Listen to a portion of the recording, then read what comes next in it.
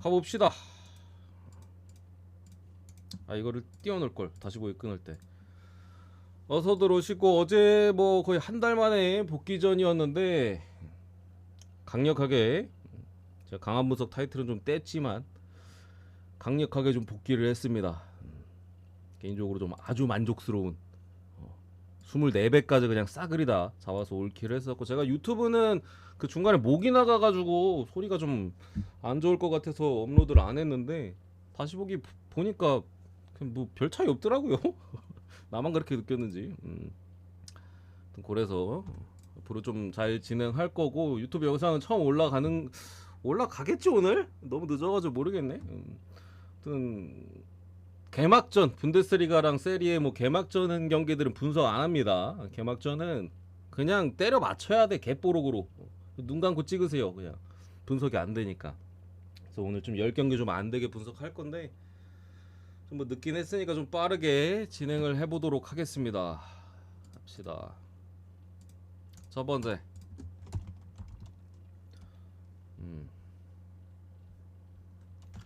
크리스탈 팰리스 대 노팅엄. 좀 내리고 하자.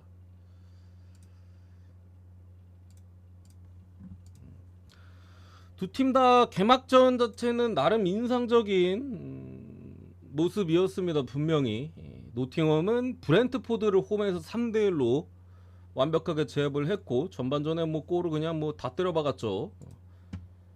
전반 3대0 상태에서 게임이 그냥 터져버렸고, 크리스탈 팰리스도 첼시 원정, 런던 더비였나요? 첼시 원정에서 그래도 0대0 무승부라는, 물론 조금 위험한 장면도 한 두어 차례 정도 있긴 했습니다만 잘 조직된 수비로 잘 막았고, 여기에 이제 주중에 그 유로파 컨퍼런스 리그 예선 결승, 프레드릭 상대로 일단 홈에서 1대0으로 좀 잡아갔습니다. 원정도 가야 되는 부분이라 시즌 초반부터 조금은 타이트한 일정인 지금 상황인데, 일단은 이적 시장, 애적 시장이래. 애제가 나갔죠. 크리스탈 팰리스가 애제가 아스날로, 원래 토트넘으로 가려고 했다가 간을 한 몇 년을 간을 보다가, 몇 년은 아니고 아무튼 그러다가 아스날이 단 2시간 만에, 근데 우리 팀 올래?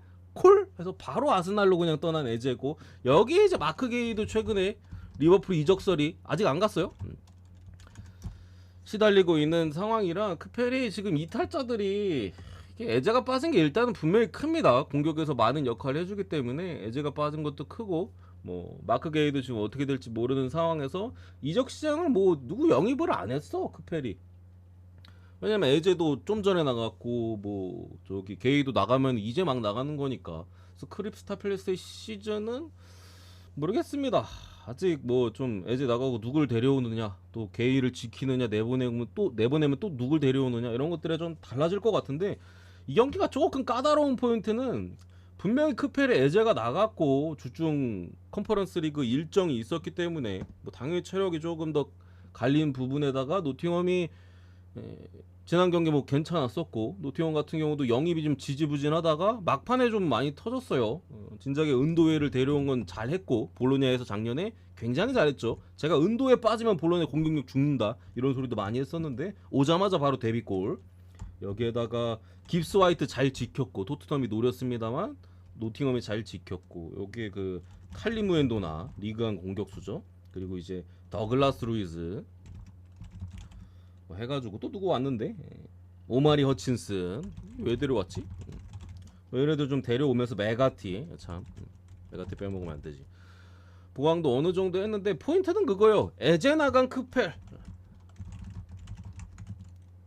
그리고 감독과 구단주가 불화가 있는,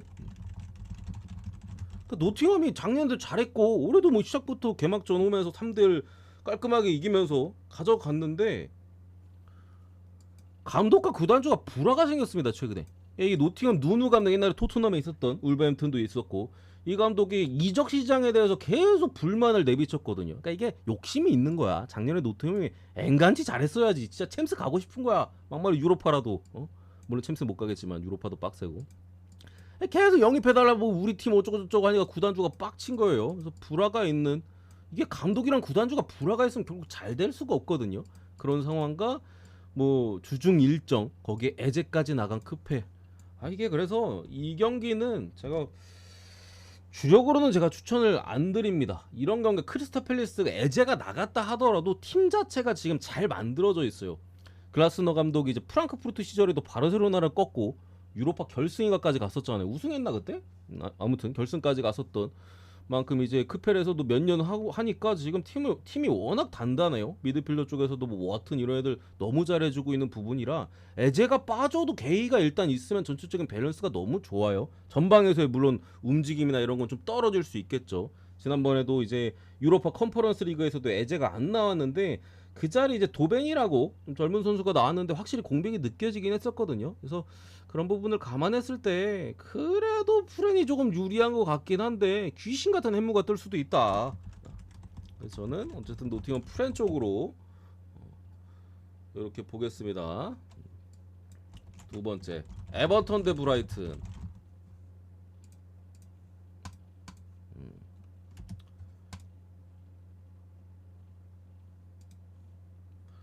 이거는 선택지가 두 개밖에 없어요. 그냥 두 개밖에 없어. 브라이튼을 찍거나 무승부를 찍거나 두 개밖에 없습니다. 에버턴 지난 리즈 경기력 어제 리즈 경기 분석하면서 제가 말씀드렸잖아요. 진짜 처참했어요. 이게 맞나 싶을 정도여서 진짜로. 제가 어제 뭐 에스턴 빌라 경기력에 대해서 많은 우려를 표했지만 그 에버턴은 이게 어떻게 프리미어리그지?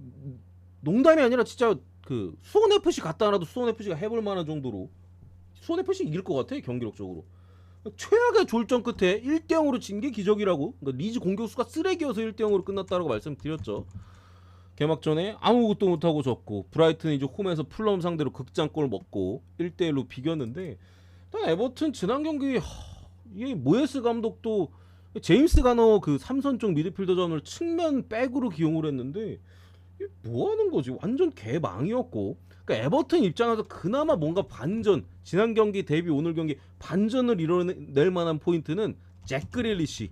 맨시티에서 넘어왔잖아요. 그릴리시가 지난 경기는 교체 출전했습니다. 한 2-30분 정도 소화했는데 솔직히 공도 별로 많이 못 잡은 것 같아. 아무튼 잭 그릴리시가 좀 선발로 나왔을 때 어떨 것이냐 막 이런 부분들. 그리고 그 비아레알에서 영입한 바리. 작년에 이제 비아레알 후반기에 바리가 그래도 꽤 좋은 모습들 많이 보여줬었잖아요. 지난 경기 에버턴 이제 베토가 선발로 나왔었는데 아무것도 못했거든요. 그래서 요 두 선수가 가세했을 때 그러니까 직접적으로 선발로 뛰거나 하면서 가세했을 때 어떻게 될지는 봐야 될 것 같기는 해요. 아무튼 뭐 선발로 쓸 줄 모르겠는데 뭐 듀스버리올 정도는 괜찮은 모습이었고 알카레스를 완전 영입으로 했지만 지난 경기 이제 PK를 허용한 부분에 있어서 실수가 있었죠. 그래서 지금 에버턴은 도저히 찍을 수가 없는 팀으로 보입니다. 딱 사이즈 상으로는 한 경기만 봤지만 한 경기만 봤을 때는. 그리고 브라이튼 같은 경우는 컨셉이 그냥 확실해요. 얘들은 컨셉이 확실해. 그 이번 시즌에 주앙 페드로가 이제 첼시로 가고 아딩그라가 이제 썬더랜드, 에스투피난이 AC 밀란으로 가면서 이제 핵심들이 그래도 좀 많이 이탈을 했죠. 주앙 펠레스 너무 중요한 선수고 에스투피난도 작년엔 부상이 좀 있었는데 그래도 좋은 선수도 이제 밀란 떠났고 아딩가라도 측면 쪽에서 조금 별로라고 봤나봐. 썬더랜드가 적당히 몸값 주니까 바로 팔아버리더라. 그리고 그 돈을 어디다 썼냐? 유망주에 거의 몰빵했습니다. 유망주에 여기에 그 누구야 데쿠이퍼 STV 사이드백 정도는 대체자를 가져왔고 얘들은 뭐 없어요. 그냥 유망주에 다 썼고 나머지 뭐 임대 복귀한 선수들 그리고 기존의 선수들. 그러니까 브라이튼이 여기저기 씨를 많이 뿌려놨어요. 유망주들에 대한 씨앗을. 그래서 걔들 복귀자랑 뭐 기존에 있던 애들 뭐 뎁스가 그렇다고 뭐 아주 안 좋지는 않습니다. 아무튼 이적 시장에 대한 돈을 그냥 다시금 재투자를 했기 때문에 확실히 전방에서 움직임이나 이런 것들은 나쁘지는 않은데 그 뭐랄까 뭐 방점을 찍는 뭐 그런 느낌은 사실 없어요. 지난 경기도 플럼이 이번 시즌 영입도 거의 없어가지고 좀 약했었는데 결국 승리를 거두지 못하고 막판에 좀 기세와 피지컬에 눌려가지고 결국 동점을 또 허용한 부분이라 이게 원래 지난 경기 에버튼 경기력을 봤을 땐 그냥 브라이튼 가야 되는데 이게 브라이튼도 뭔가 좀 시원찮아. 그래서 저는 뭐 승무로 보든 뭐 승으로 가든 단투모로 치든 뭐 그건 아닌데 무승부에 뭐 보겠습니다. 무승부에 뭐. 이기더라도 좀 간신히 이기지 않을까? 그래도 홈이긴 하잖아요. 그래도 홈이긴 하니까. 그래서 무승부에 뭐 사이즈 보고 넘어가고 개인적으로 1대0, 2대0, 2대1, 1대1 뭐 그런 사이즈에서 나올 것 같아요. 골이 많이 날 것 같지는 않은데 2대1이 조금 어쨌든 쫄리긴 하니까 넘어가고 오사수나 대 발렌시아.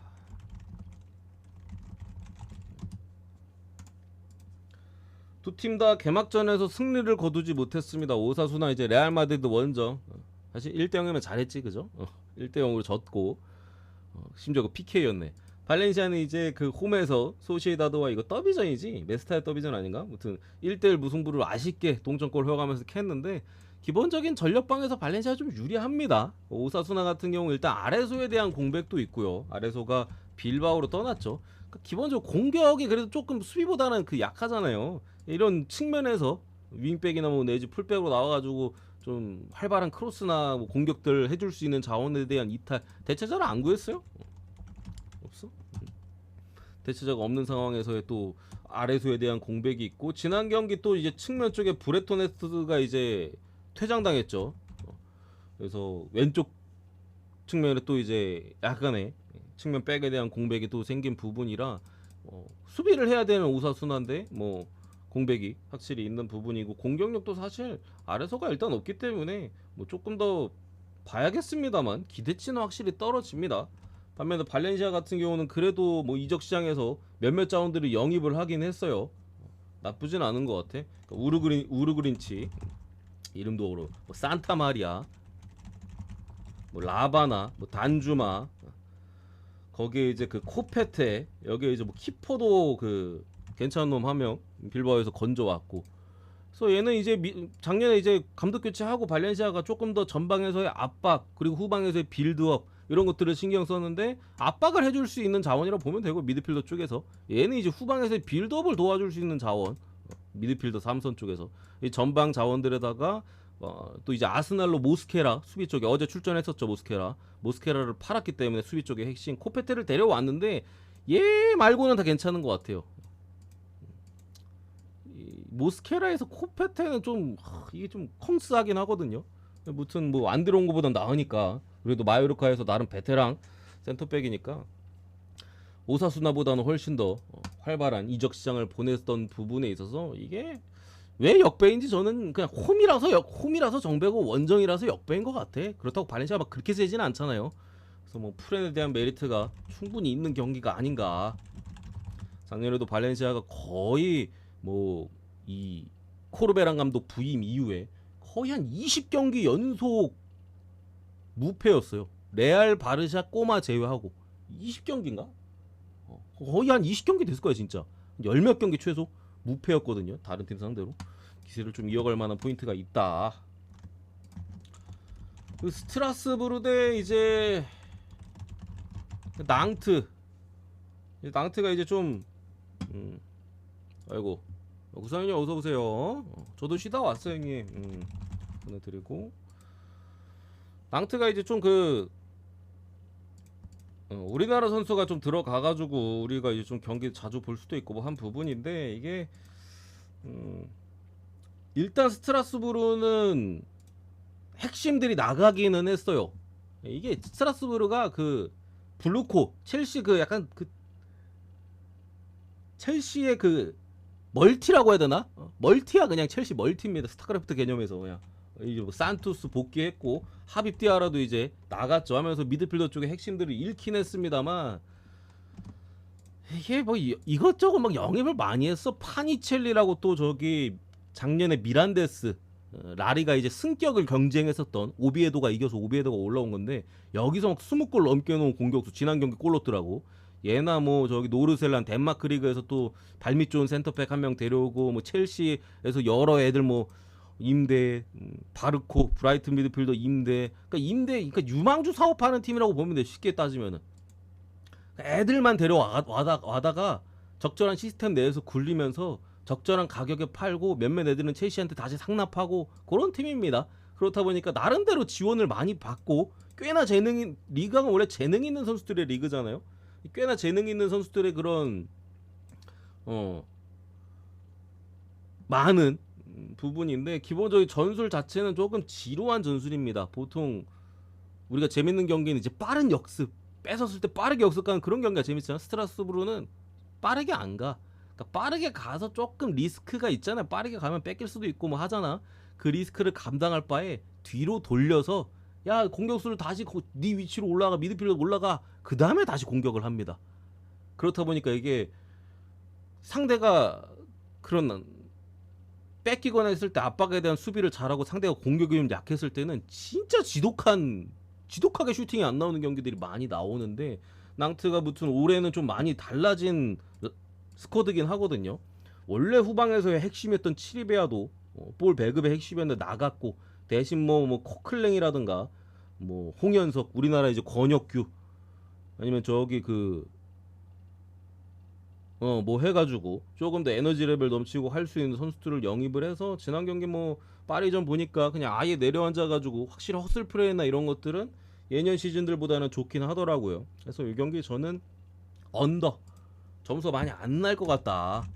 물론 이제 낭트 경기는 좀 더 봐야 되기는 해요. 파리 상대로 그냥 템팩하는 거 하나밖에 못 봤어. 물론 오사수나 좀 전에 분석했던 오사도 마찬가지입니다. 그냥 90분 내내 수비하는 거 봐서 사실 우리가 뭘 알 수 있겠습니까? 거의 경기 안 본 수준이지, 그지?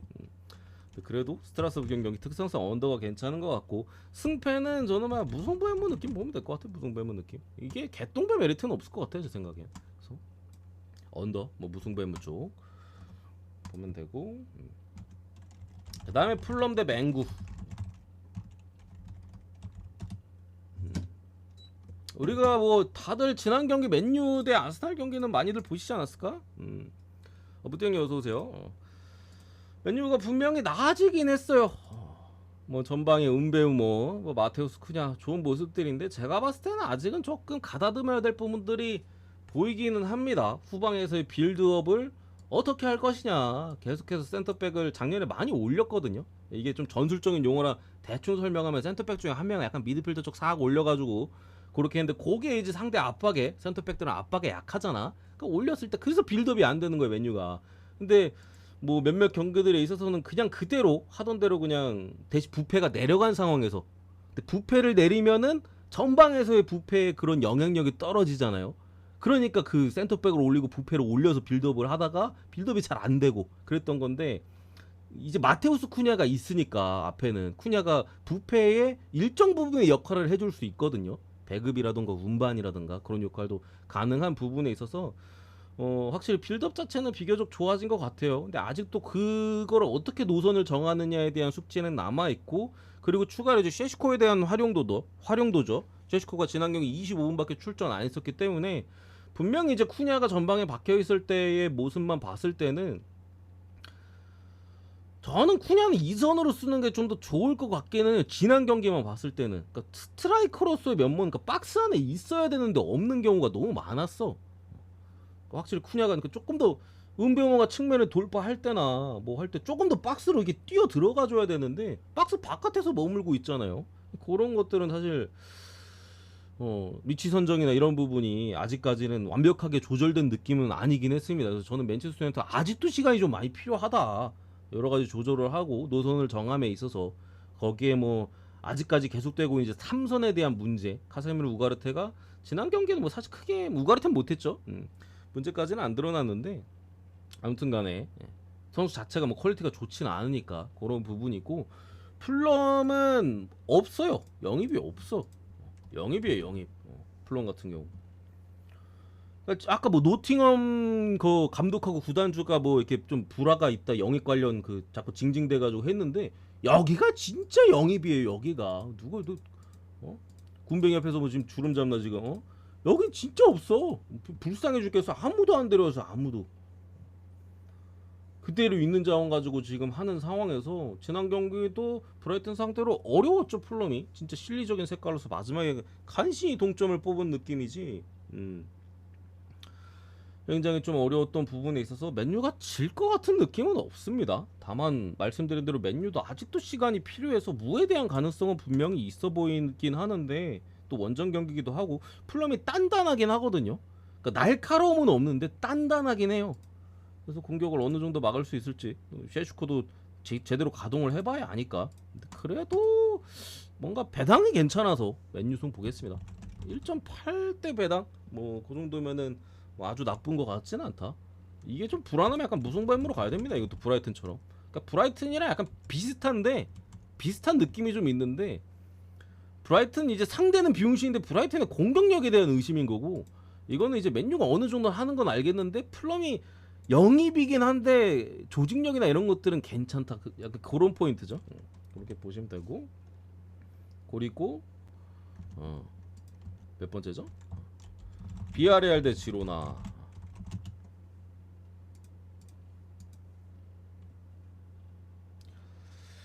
이 경기는 다 제일 먼저 말씀드려야 될 부분은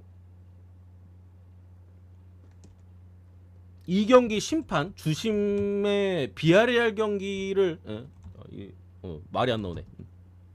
비아레알 경기를 15경기를 봤다고 하는데 그 중에 비아레알이 3승입니다. 3승밖에 없어요.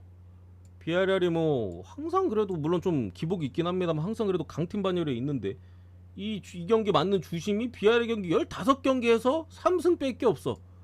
일단 아주 정배를 찍기에는 찝찝한 경기라는 걸 말씀드리고 시작을 하고 비아레알이 이번 이적 시장을 잘 보냈습니다. 첼시에서 측면 뛰기 싫다고 해가지고 비아레알로 베이가 잘 데려왔고 거기에 이제 모레이로 라스팔마스 에이스였죠. 여기 측면 쪽에 부차난이나 아니면 아스날에서 토마스 파티가 이제 비아레알로 넘어왔고 뭐 사이드백 쪽에 이제 모리뉴 요 놈도 하나 잘 데려오면서 바에나나 뭐 바리 같은 얘는 에버튼 같고 얘는 이제 꼬마 같죠. 이탈자들이 있음에도 굉장히 잘 영입을 한 것 같아요. 되게 좋은 선수들 잘 데려왔어. 근데 문제는 비아레알이 오늘 부상자가 좀 있어요. 부상자가. 일단은 역시나 그놈이야. 제라드 모레노. 지난 경기 47분 뛰고 다쳤고 햄스트링. 와 진짜 얘는 진짜 부상이 끊이질 않아. 여기에 니콜라스 페페가 불투명입니다. 거기에 작년부터 이어지고 있는 아이오스 페르즈도 부상이고 최전방이 그래서 에용밖에 없어요. 에용은 이제 그 비아레알 유스로 알고 있는데 생각보다 포텐이 좀 있습니다.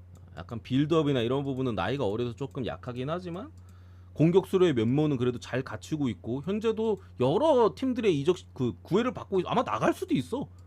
그만큼 이제 이름은 없는데 얘 하나만큼은 그래도 괜찮은데 나머지 짝꿍이 없어요. 누가 나올지 모르겠어. 뭐 윙어 뷰캐넌 같은 애들 톱으로 쓸려냐? 여기에 이제 페페까지도 불투명이기 때문에 공격 자원들이 지금 비아레알에 별로 없습니다. 공격 자원들이 조금 오늘 경기에 있어서는 좀 부족하기는 한데 확실히 미드필더나 후방 자체는 제가 봤을 때 든든하다. 요 정도 뭐 영입에다가 물론 베이가는 아직 안 뛰었습니다.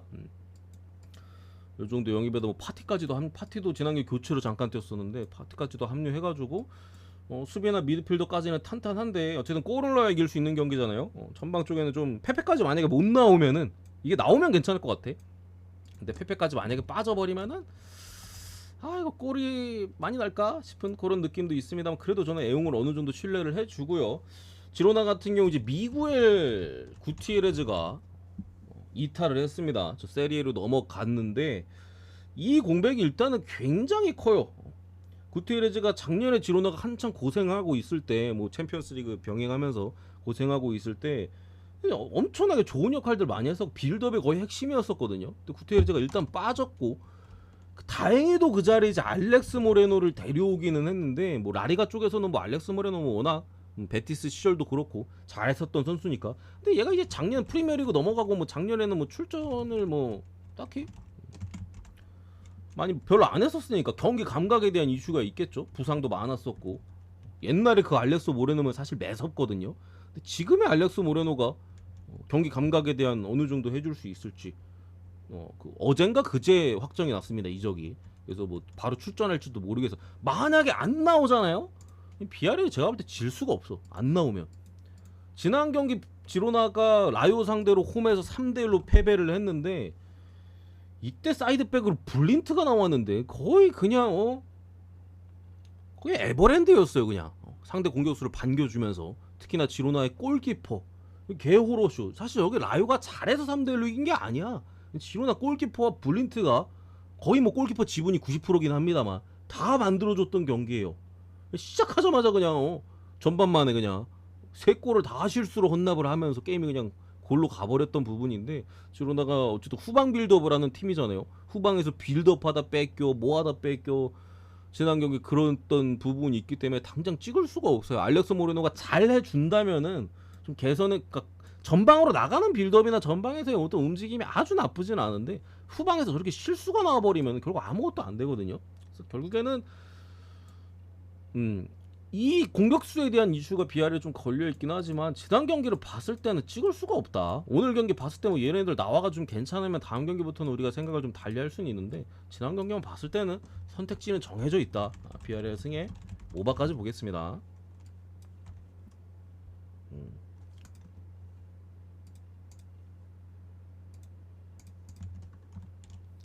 릴 대 모나코. 이 경기는 모나코 승에 5바 볼게요. 모나코 승에. 그러니까 릴이 많이 바뀌었어요, 형님들. 릴이 그 슈발리에 골키퍼도 이제 8-2로 갔고, 슈발리에 골키퍼도 8-2로 갔고, 구드문드손은 어제 뭐 리즈 사이드백이죠. 그 누구야? 그 다음은 어린애랑 한판 붙었지. 그리고 그 디아키테 센터백이죠. 본머스에서 바로 주전 뛰고 있고, 릴의 이제 간판 공격수 조나단 데이비스가 유벤투스로 떠났습니다. 뭐 그리고 영입한 선수 막 지루, 여러분 나는 그 올리비에 지루 맞습니다. 손흥민이랑 이제 바톤 터치를 했죠. 원래 LAFC에 지루가 있었어요. 근데 이제 너무 그 팀이랑 그 지루는 나이도 먹고 좀 키도 그 떡대도 엄청나게 줘가지고 활동량은 없는데 이제 박아놓고 그냥 뚝배기로 써야 되는데 몸싸움용이라 안 맞아가지고 지루가 이제 릴로 넘어왔고, 손흥민이 고자리 갔고, 여기에 뭐 페라우 베테랑 측면 수비 뭐 이런 애들 데려왔는데 나간 애들에 비해서는 여기에 몇 명 더 있어요. 변방 리그에서 괜찮게 했던 애들. 근데 누군지 몰라. 막 저 벨기에 리그 막 좀 중위권 상위권 팀에서 뭐 괜찮게 하던 이런 애들이 있는데 뭐 뛰는 걸 봐야 알지 않겠습니까? 누군지도 모르는데, 그죠? 그런 애들 좀 데려온 부분에다가 모나코는 포그바 그리고 안수 파티에다가 골키퍼 흐라데키 데려왔고, 여기에 이제 다이어 토트넘에 있었고 미넨에 있었던. 그래서 이름값은 괜찮은데 일단 즉시 활용할 수 있는 선수는 뭐 얘는 골키퍼니까 다이어밖에 없어요. 둘 다 이제 몸 상태에 대한 이슈, 포그바 뭐 경기를 얼마나 오래 안 뛰었는데 그런 부분들이 있어서, 뭐 다이어가 지난 경기는 경기 MVP, MOM 받았더라고. 골도 넣고 해가지고 좀 그랬던 부분인데, 기본적으로 모나코 뭐 전방 압박 강하게 하는 팀이고 릴은 실리적으로 가져가는 팀이에요. 모나코 전방 압박이 센 부분인데 전방에 지루가 있기 때문에 뭐 롱볼로서 어느 정도로 탈피할 부분이 있겠죠. 그래서 개인적으로는 그래도 찍나 모나코가 유리한 것 같고, 근데 모나코도 얘들이 좀 직접적으로 가세를 해, 적어도 포그바는 가세를 해줘야지 좀 뭔가 좀 볼 것 같긴 해요. 근데 아직 시간이 필요하기 때문에 뭐 좀 뭐하다 싶으면 오버로 돌려도 나쁘진 않은 것 같습니다. 1대1만 아니면은 괜찮은 것 같아. 근데 1대1 가능성이 뭐 아예 없어 보이진 않아가지고 모나코 승에 다득점 사이드 보겠습니다. 마지막 오비에도 대 레알 마드리드. 요거 레알 마인슨 볼게요. 마인슨. 오비에도는 이제 승격 팀이고, 그 산티 카솔라 옛날 한 10년 전인가 아스날에서 뛰었었던 외질이랑 같이, 그때 뭐 카솔라는 거의 축신이죠. 축구 도사인데 지금은 뭐 나이가 너무 많아가지고 카솔라가 아직도 뛰는 게 대단하지 않아? 카솔라가 원래 막 그 수술하다가 막 감염되고 이래가지고 막 다리를 잘라야 된다라는 얘기도 있었었고, 선수 생활 그냥 끝났다 너 끝이다 그냥 아예 확정이어서 거의. 와 근데 그거로 진짜 불그레어지로 아들이었나? 나 아빠 뛰는 거 더 보고 싶다고 그거 말 한마디에 그냥 불그레어지로 아직까지 뛰고 있어. 잘 복귀해가지고. 또 산티 카솔라의 팀이고, 뭐 여러 선수들에 대한 영입이 있긴 했어요. 그 옛날에 뛰던 애들 에릭 바이 맨유에서, 댄돈커 이제 그 울버햄튼에서 뛰는데 잘 못했고, 브레칼로 나름 그래도 경험은 많죠. 세리에 여기저기 임대 다녔으니까. 뭐 여기 살로몬 론돈 언제적 론돈이야? 뭐 이래서 좀 영입을 했는데, 글쎄요. 오베도가 지난 경기 때는 이제 비아레알 상대로 2대0으로 지긴 했는데, 이게 뭐 전반 시작하자마자 거의 퇴장당해가지고 사실 볼 게 없었어요. 경기에서 20분 만에 퇴장당해가지고 그냥 하루 종일 두들겨 맞다 끝났었거든요. 레알 마드리드가 지난 경기 오사수나 상대로 좀 뚫는 데 있어서 고전을 했던 부분이 있는데, 근데 오사는 원래 그런 거 잘하는 팀이야. 원래 그렇게 내려앉아서 그거 주장창 했던 팀이에요. 밥 먹듯이 하던 거였던 부분이고, 오비에도는 확실히 내려앉더라도 레알 마드리드가 좀 뚫기 쉽지 않을까 싶고, 한 부분에 있습니다. 물론 레알도 이게 아직 완벽하지도 않아요. 지난 경기도 보면은 여러 선수들 기용하면서 계속 이런 그림 저런 그림 그려보고, 이게 기본적으로 레알 마드리드의 빌드업 체계 자체가 왼쪽에 조금 치우쳐져 있긴 하거든요. 음바페, 비니슈스 그쪽으로 왼쪽으로 이렇게 치우쳐져 있는 그림이라 오른쪽에 아놀드에 대한 활용도가 좀 떨어지고, 그렇다 보니까 이제 그 알론소 감독도 어느 정도 그거를 탈피하려고 이런저런 시도들을 하는 것 같아요. 어제 아니 그때 당 오사수나 오사수나전 레알 마드리드의 득점 장면도 음바페가 오른쪽으로 아예 그냥 윙처럼 이동했을 때 나왔었잖아요. 그때 PK 얻어가지고 그랬던 만큼 레알 마드리드도 이게 아예 빈 깡통에서 막 이것저것 채워 넣으려 그래서 그래. 레알 마드리드가 제가 작년에도 그랬잖아요. 진짜 완전 구식 축구라고. 이게 그렇다 보니까 뭐 강팀들 만나가지고 뭐 개판 깨지고 이런 경기들 많았잖아. 약팀은 뭐 그냥 양악을 해버린다 치더라도 했었는데, 조금 시간이 필요할 듯 하지만 저는 그래도 오비에도 정도면 그냥 체급 차이로 찍어 누를 수 있지 않을까라고 봐서 마인승의 오바까지 한 4대0 정도, 4대1, 3대1 그 정도 보겠습니다. 마인의 오버까지.